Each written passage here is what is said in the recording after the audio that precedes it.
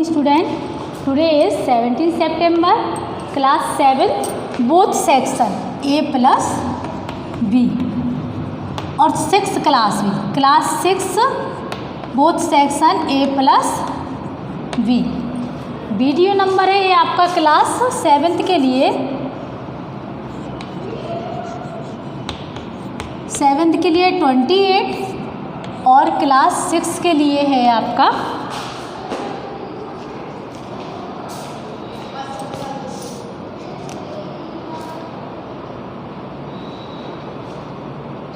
23.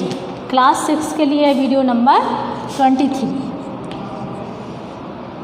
जो मैंने पहले वीडियो बनाया था क्लास 7 का 27 वाला और क्लास 6 का 22 वाला, उसमें आप लोगों की 6 क्लास की लेसन, इसी 5th लेसन की लिंग वाले पोर्शन की 2 एक्सरसाइज रह गई थी, तो वो मैंने उसी वीडियो में लास्ट में कंप्लीट करवा दी थी. अच्छे से वीडियो देख लेना, आप लोग ऐसा ना सोचे कि मैम ने एक्सरसाइज छोड़ दी है. एक्सरसाइज पूरी कंप्लीट हुई है. आप लोगों के जो मेन चैप्टर हैं कुछ जो सभी क्लासेस में एक से होते हैं ग्रामर में, तो इसलिए एक्सप्लेनेशन ज़रूर साथ में कर रही हूँ, लेकिन एक्सरसाइज कोई भी नहीं छोड़ी जाएगी. तो आज हम लोगों का इसके पिछले वीडियो में लिंग हो गया है, वचन का कुछ और एक्सप्लेनेशन हो गया था. अब कुछ रह गया है वचन में, वो आज मैं कंप्लीट करवा दूंगी जैसे हमने करवाया था आप लोगों को. संज्ञा, सर्वनाम और विशेषण शब्दों के प्रयोग द्वारा वचन की पहचान. अब 2 प्रकार से लिखवाया था नाम ने कि वचन की पहचान 2 प्रकार से की जाती है, संज्ञा, सर्वनाम और विशेषण के द्वारा और क्रिया के द्वारा. तो आज हम लोग अध्ययन करेंगे क्रिया के द्वारा विशेषण की पहचान, क्रिया के द्वारा बहुवचन की या वचन की पहचान, एक वचन बहुवचन की पहचान. तो आपका सेकंड नंबर में आएगा क्रिया के द्वारा, क्रिया के द्वारा वचन की पहचान, वचन की पहचान. अभी हम लोगों ने अध्ययन किया था संज्ञा, सर्वनाम और विशेषण द्वारा, अब हम लोग अध्ययन करेंगे क्रिया के द्वारा. तो एग्जाम्पल से देख लीजिए. मोर नाच रहा है. क्या हो गया? मोर नाच रहा है, नाच रहा है, मोर नाच रहा है. अब मोर नाच रहे हैं, ये तो हो गया आपका एक वचन में. किस में हो गया? एक वचन में. अब मोर नाच रहे, कुछ शब्द ऐसे होते जो जैसे मोर, मोर एक सा ही है, लेकिन क्रिया से पता चल जाता कि एक वचन में है या बहुवचन में.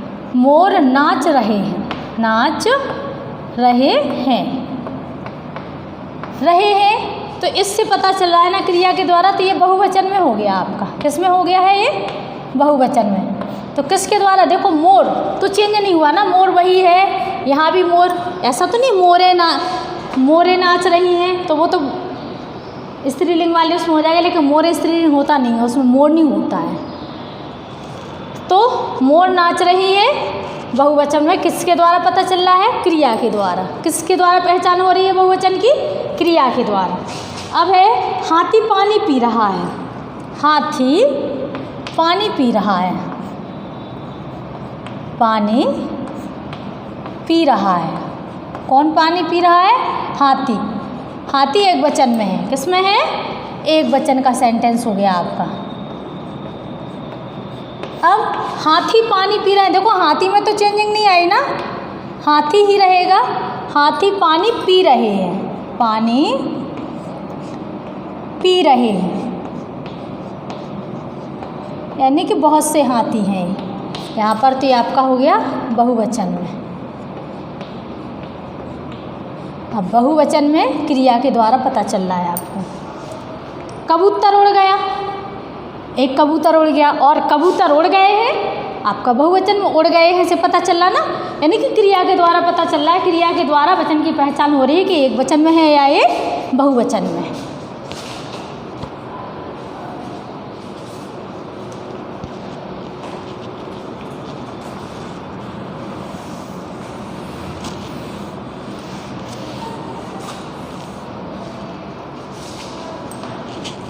अब आता है आपका सदा एक वचन रहने वाले शब्द और सदा बहुवचन रहने वाले शब्द। तो हम अध्ययन करेंगे पहले सदा एक वचन रहने वाले शब्द।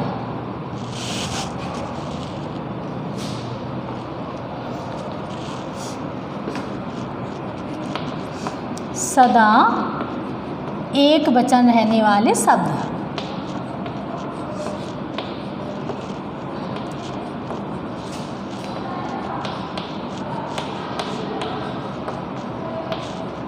तो सदा एक वचन रहने वाले शब्द देखिए, दूध। जो द्रव्यवाचक संज्ञाएं होती हैं वो एक वचन में होती हैं। जो द्रव्यवाचक संज्ञाएं होती हैं वो हमेशा ही एक वचन में होती हैं। जैसे दूध, घी, तेल, सोना, चांदी,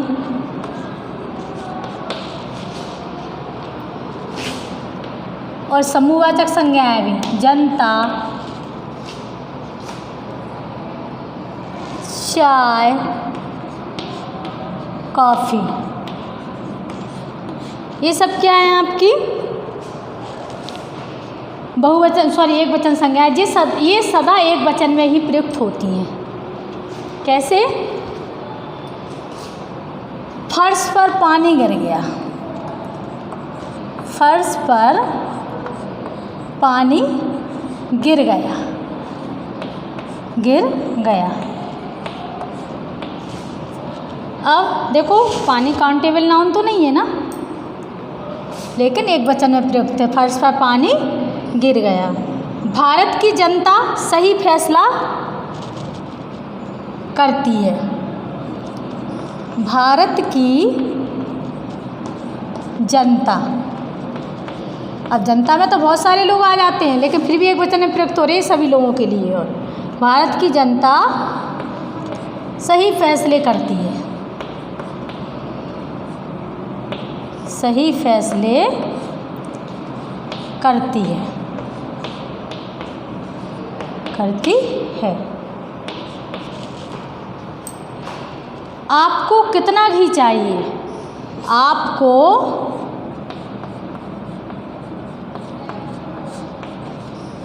कितना घी चाहिए?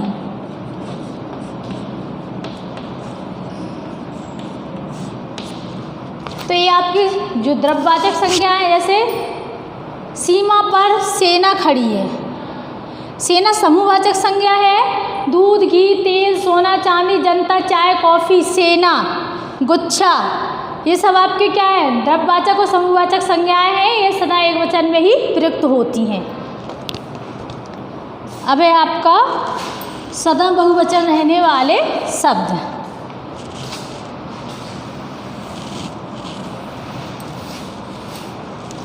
जो शब्द सदा बहुवचन में प्रयुक्त होते हैं वो वाले शब्द।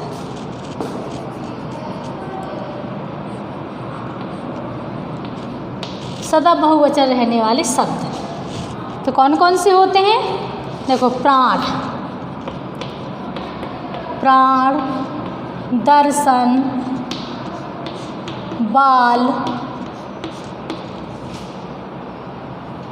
लोग,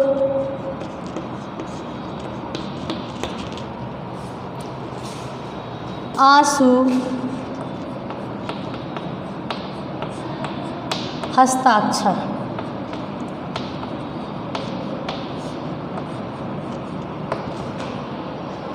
अब जैसे उसके आंसू निकल पड़े, दुख के कारण, दुख के कारण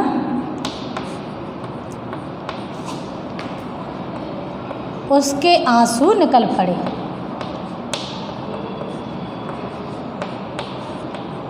आंसू निकल पड़े। देखो, आंसू वो तो नहीं हो सकता है कि आंसू आंसू आंसू बहुत सारे आंसुओं के लिए आया है, तो दुख के कारण उसके आंसू निकल पड़े। अब का आंसू का बहुवचन कैसे? तो ये तो बहुवचन में ही प्रयुक्त होता है हमेशा, लेकिन लिखा ऐसे ही जाएगा। हम लोग सर्कस देखने गए। दीपक ने बाल कटवाए। अब एक बाल तो नहीं कटवाया ना दीपक ने, दीपक ने बाल कटवाए, लेकिन बाल ऐसा नहीं बालों कटवाए, बाल कटवाए, ये बाल ही बहुवचन हो गया, कटवाए, यानी ये हमेशा बहुवचन में ही प्रयुक्त होता है। तो वो है आपके सदा बहुवचन रहने वाले शब्द। कभी कभी क्या होता है, एक वचन का बहुवचन में प्रयोग हो जाता है, एक वचन के लिए भी बहुवचन का प्रयोग हो जाता है।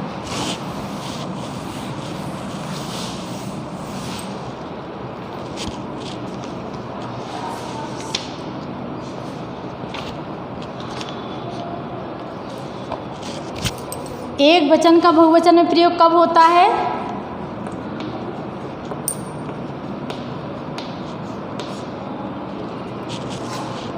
एक वचन के लिए एक वचन का बहुवचन में प्रयोग, बहुवचन में प्रयोग कैसे? देखो कब कब हो जाता है? आदर सम्मान दर्शाने के लिए कब होता है? आदर सम्मान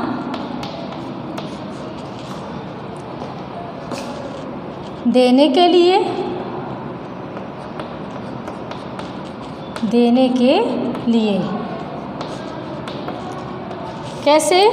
दादी जी स्वादिष्ट खाना बना रही हैं, या दादाजी अखबार पढ़ रहे हैं, अखबार पढ़ रहे हैं, पढ़ रहे हैं।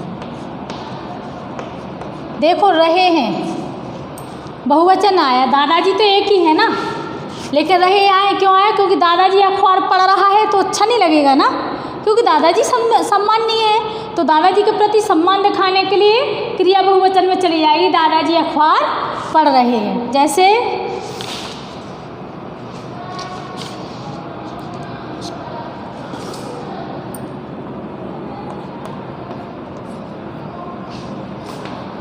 भगत सिंह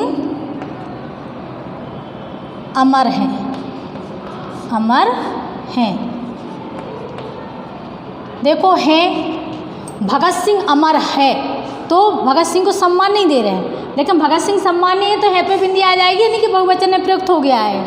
भगत सिंह अमर हैं या भगत सिंह सम्मानीय हैं, क्योंकि हमारे भारत के स्वतंत्रता सेनानी रहे हैं, तो उन्हें सम्मान प्रकट करने के लिए हम लोग एक वचन की जगह पर बहुवचन का प्रयोग करेंगे। कभी कभी क्या होता है, अभिमान या क्रोध प्रकट करने के लिए भी, अभिमान और क्रोध प्रकट करने के लिए या बड़प्पन दिखाने के लिए एक वचन की जगह बहुवचन का प्रयोग हो जाता है।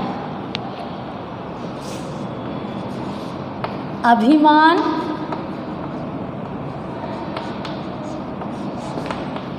बड़प्पन दिखाने के लिए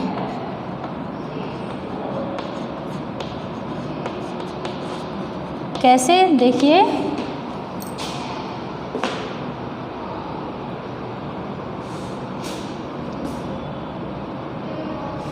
हमारी ओर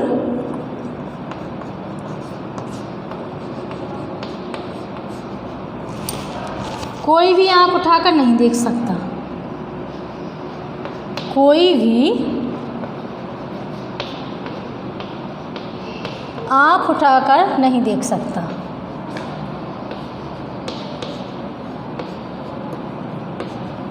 नहीं देख सकता।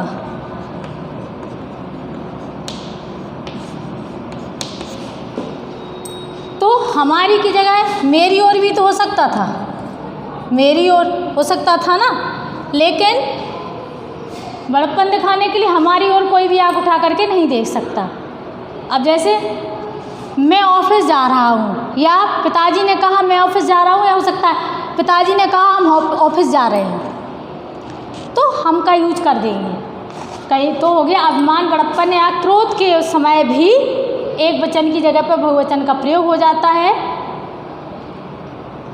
जैसे हम कह रहे हैं कि हमसे बात ना कर, हो जाता ना कभी कभी, और कभी कभी एक वचन का हो जाता है तू मैं करना शुरू कर देते हैं लोग, तो हो गया आपका वचन का प्रयोग, एक वचन का बहुवचन के रूप में कब प्रयोग होता है। अब है आपके वचन संबंधी नियम। जो वचन संबंधी नियम है मैं आप लोगों को नेक्स्ट वीडियो में कंप्लीट करवाऊंगी और फिर दोनों क्लास का अलग अलग वीडियो बनेगा, 6 का अलग बनेगा, 7 का, क्योंकि फिर चैप्टर बस थोड़ा सा रह गया है इसमें। तो वचन परिवर्तन संबंधी नियम समझाएंगे, साथ में कुछ एक्सरसाइज भी कंप्लीट करवाएंगे। आशा है आप लोगों को इतना समझ में आ गया होगा। सभी लोग अपना वर्क भी कंटिन्यू कर रहे होंगे और साथ में बेटा लर्न भी करते जाइए, क्योंकि मैं बार बार आप लोगों को बता रही हूँ कि आपके ऑनलाइन एग्जाम भी होंगे और जल्द से जल्द होंगे। इसलिए जितना भी लिखवाया जा रहा है ऑल सब्जेक्ट में आप लोग लर्न करते जाइए। घर पर रहिए, सुरक्षित रहिए। Thank you, have a nice day.